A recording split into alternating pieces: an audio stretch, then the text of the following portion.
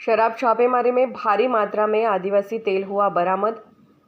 Godadara police ने 14.50 लाख रुपए मूल्य की आदिवासी तेल की मात्रा जब्त करने के बाद शिकायत दर्ज नहीं की। बताया जाता है कि गहलोत के पहुंचने पर उन्होंने तत्काल पुलिस में शिकायत दर्ज करने का आदेश दिया है।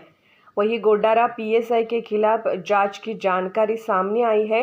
पीआई आचार्य ने कहा, हमें शराब बेचने की इजाज़त मिल गई है, लेकिन हमें मौके पर ये डुप्लीकेट तेल की बोतलें मिली। हमने देर रात पुलिस में शिकायत दर्ज कराई। Police of India news media के लिए चीफ एडिटर हरिश्चंद्र निवलेकर। ત્રણેક દિવસ પહેલાં વડોદરા પોલીસ સ્ટેશનના ટીમને ઇન્ફોર્મેશન મળી હતી કે કોઈ જગ્યાએ વિવેકા સોસાયટી છે ત્યાં એક જગ્યાએ બિયરની બોટલો છે અને એ પ્રકારનો પ્રોહી મુદ્દામાલ છે। આ અનુસંધાને પોલીસે ત્યાં રેડ કરી હતી અને 30 જેટલી બિયરની બોટલ મળી હતી, જેમાં પોલીસને એવી શંકા હતી કે હજુ વધુ મુદ્દામાલ મળશે। જે બાબતને લઈને આસપાસ પોલીસે તપાસ કરી હતી। આ તપાસ કરતાં પોલીસના એટલું અન્ય એક વસ્તુ મળી હતી કે જે આદિવાસી જંગલી તેલ કરીને એક તેલ આવે છે, એનો ખૂબ જ મોટા પ્રમાણમાં એક જથ્થો મળી આવ્યો હતો। આ બોટલોની સંખ્યા કુલ 3350 છે અને જેની પ્રાઇસ છે એના ઉપર લખેલી એ મુજબ એની કુલ કિંમત થાય છે 14,50,000ની આસપાસ।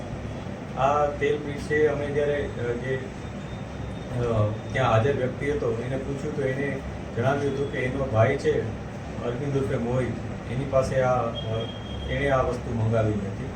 હવે એને કઈ રીતના મંગાવી એની અમે તપાસ શરૂ કરી હતી કે જેમાં પોલીસને જાણવા મળ્યું હતું કે એણે કુરિયર મારફતે કોઈ જગ્યાએથી મંગાવ્યું હતું। જે બાબતની તપાસ કરતાં પોલીસે સરથાણા બાજુ પણ ગયા હતા કે જ્યાંથી આ મુદ્દામાલ મેળવ્યો હતો। ત્યાંના મેનેજરને પણ બોલાવ્યો હતો અને વિગત મેળવી હતી।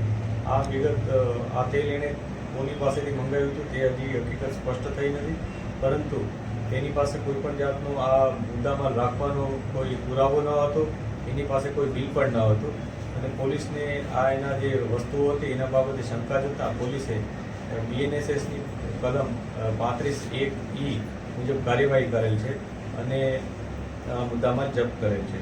આમાં અમે જે મૂળ માલિક છે કંપનીના એનો પણ સંપર્ક કરી રહ્યા છીએ કે જેથી કન્ફર્મ થાય કે આ તેલ એ લોકોનું ઓરિજિનલ તેલ છે કે કોઈ ડુપ્લિકેટ છે। આ ઉપરાંત એનામાં કોઈ અન્ય કોઈ ગુનાહિત ઘટના છે કે નહીં એની પણ અમે અત્યારે તપાસ કરી રહ્યા છીએ।